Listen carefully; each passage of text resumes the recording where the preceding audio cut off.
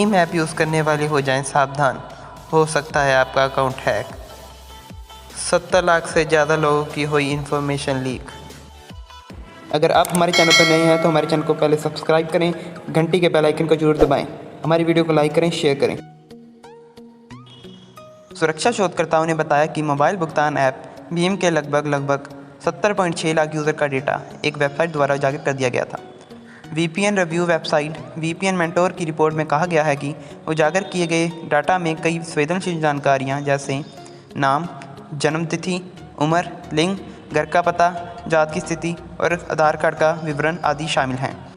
रविवार को एक ब्लॉग पोस्ट में वीपीएन मेंटोर के सुरक्षा शोधकर्ता ने लिखा, उजागर किया गए डाटे का पैमाना असाधारण है। यह पूरे भारत में लाखों लोगों को प्रभावित कर सकता है। इसका फ़ायदा उठाकर हैकर्स और साइबर अपराधी धोखाधड़ी, चोरी और हमले को भी अंजाम दे सकते हैं। हालांकि इस खामी पर उस समय काबू पाया गया जब शोधकर्ताओं ने भारत के कंप्यूटर इमरजेंसी रिस्पॉन्स टीम को 1 महीने में 2 बार संपर्क किया, जिसके बाद पिछले महीने यह उल्लंघन बंद कर दिया गया।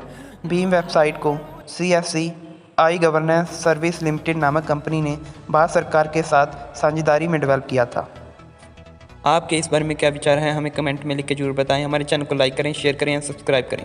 Thank you so much.